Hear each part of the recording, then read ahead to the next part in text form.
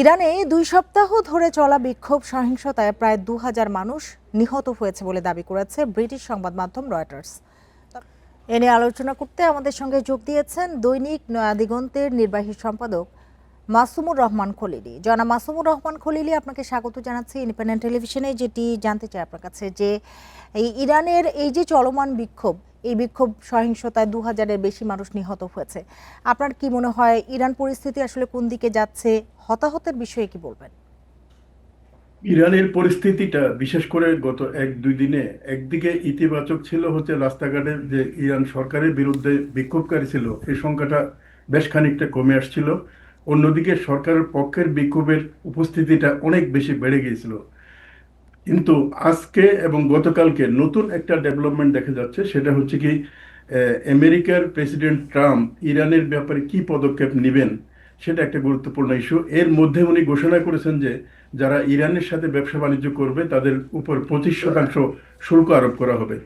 ইরানের সাথে সবচেয়ে বেশি ব্যবসা আছে চায়নার, রাশিয়ার, তুরস্কের এবং কিছুটা পাকিস্তানের।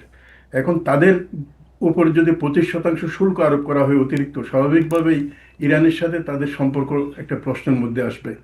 আরেকটা গুরুত্বপূর্ণ বিষয় হচ্ছে ভারতে জার্মানির যিনি চ্যান্সেলর মার্চ, উনি উল্লেখ করেছেন যে ইরানের গভর্নমেন্ট তার শেষ সময়টা পার করছে, কয়েক সপ্তাহের মধ্যে হয়তো ইরানের রিজিম চেঞ্জ হতে পারে। এই বক্তব্যটা জার্মানি চ্যান্সেলর যেটা রাখলেন, এটা বেশ তাৎপর্যপূর্ণ বলে মনে হয়। দৃশ্যত ইরানের ভেতরের পরিস্থিতি ইরানের শাসন পরিবর্তনের মতো নয়, কারণ ভেতরের পরিস্থিতির উপর ইরানের সরকারের অনেক বেশি নিয়ন্ত্রণ প্রতিষ্ঠিত হয়েছে বলে মনে হচ্ছে। যদিও বলা হচ্ছে ২,০০০-এর বেশি নিহত হয়েছে, এটা কনফার্ম কোনো নিউজ না। তবে কনফার্ম যেটা সেটা হচ্ছে অন্তত ৫ থেকে ৬০০ ইরানি মারা গেছে। এর মধ্যে ১০৯ জন নিরাপত্তা কর্মীতে একদম শুরুতেই মারা গেছেন। ফলে ইরানের পরিস্থিতি কিছুটা খারাপ, এটা ঠিক আছে, কিন্তু সেটা শাসন পরিবর্তনের ওই পর্যায়ে পৌঁছাবে কিনা এটা নিয়ে যথেষ্ট সংশয় আছে। জি, তবে এই এখানে ইরানের সরকার বিরোধী যে বিক্ষোভ, এর পেছনে ইসরায়েল ও যুক্তরাষ্ট্র সহ পশ্চিমা গোষ্ঠীর মদত কতটা রয়েছে বলে আপনি মনে করছেন? আমি মনে করি যে ইরানের ভেতরের যে বিক্ষোভ, ইরানের ইন্টারনাল অসন্তোষ আছে, অর্থনৈতিক দুর্গতি, দুর্দশা, এসব বিষয় আছে। কিন্তু সবচেয়ে বড় ফ্যাক্টর হিসেবে কাজ করতেছে হচ্ছে কি ইসরায়েল এবং আমেরিকার ভূমিকা।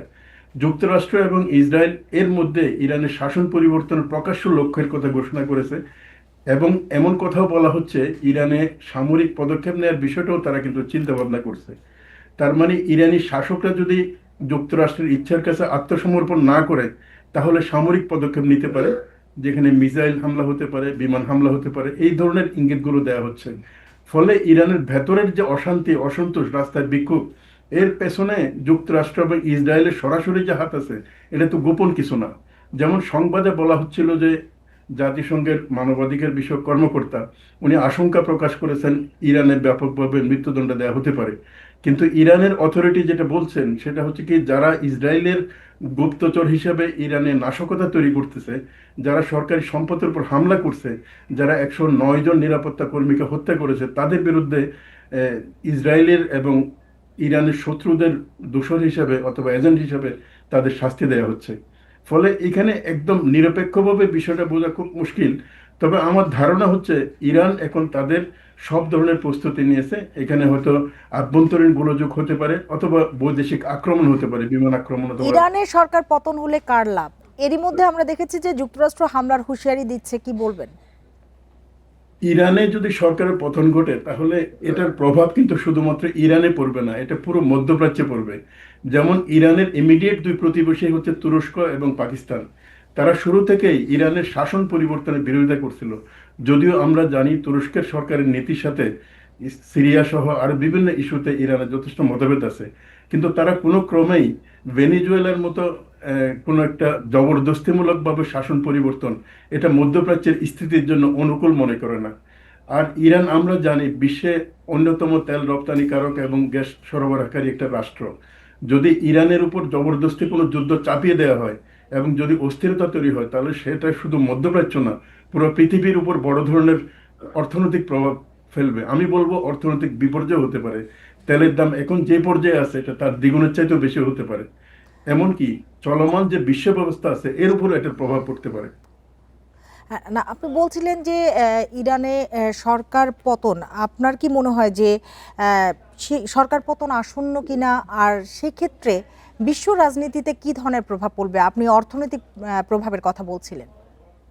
রাজনৈতিক প্রভাব হচ্ছে ইরানের সরকার পরিবর্তনের যে ডাক দেয়া হচ্ছে, সেটা হচ্ছে ইরানের যে আগে রাজতন্ত্র ছিল রেজা শাহ পাহলভি, ওনার ছেলে রেজা শাহ, ইনি কিন্তু শাসন পরিবর্তনের কথা বলেছেন।